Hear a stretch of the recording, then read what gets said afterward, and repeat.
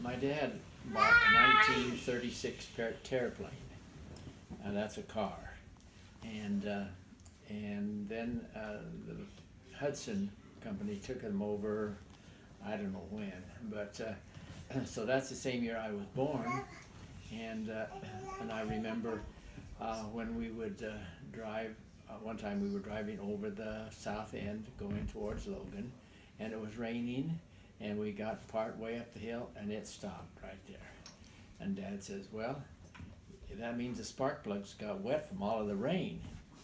And so and so he got out and wiped it dry and waited and waited and waited for a while, and then he started it up, and we went back up the hill.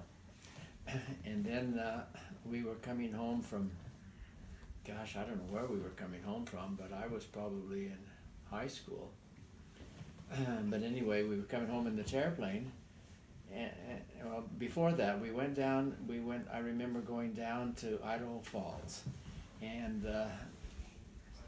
Dad and Mom and Beth, I think, was in the front seat, and L.A. and myself and Nola and Eltha were in the back seat. And I got car seat, riding in the back, but I fell asleep there, and so I was fine. And I woke up and I says, Dad, and so he pulled over to the side, and Beth got out of the back and got in the front and got in the back. I got in the front, and I was fine going on there. So then the next time I remember this Terraplane, we were coming home from, I don't know, Logan, Salt Lake, I don't know where from, but anyway, we were coming up over the hill of South End, and as he started down, it was going down the hill, and all of a sudden, bang! And he pulled it over to the side of the road, and it had blown a rod through the engine, so there was a hole in the side of the engine about that big. And of course, it didn't go anywhere after that. And so I hitchhiked home, and I got home with the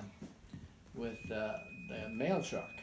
The mail truck had come from the train in Montpelier over, and it was delivering mail. So he drove the mail truck, and I got a ride home and waited. I got the cow milked and everything before they got home, and I don't know how they got home. They got home, but so Dad he bought a '49 Ford, 2-door, and the Terraplane was a 2-door also. Did I tell you about? Oh, I didn't. Did I? So anyway, this Terraplane before that, the 2 doors were what we call later suicide doors, because they opened from the front this way. And so Dad had taken me to Auburn with him. I don't know why, but Mom had made me a top coat out of my grandfather Wright's top coat, and it was really cute. It had buttons down the back, and then it had a little belt across the back, and I was probably 4 or 5, and he'd taken me over to Auburn, and he bought me a candy bar, and he bought a candy bar. Did I tell you that story before? I didn't. Okay. So he bought me a candy bar, and then when he finished his candy bar, he opened the door and threw the paper out.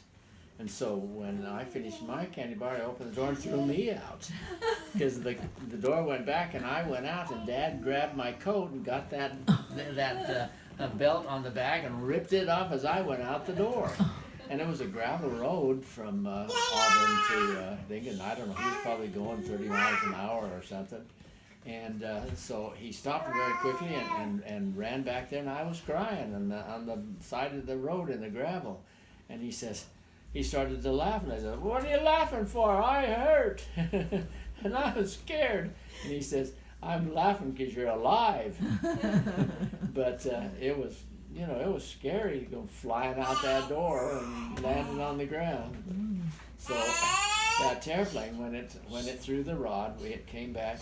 They towed it back into town, and Dad parked it in the backyard, and then he started tearing it all apart.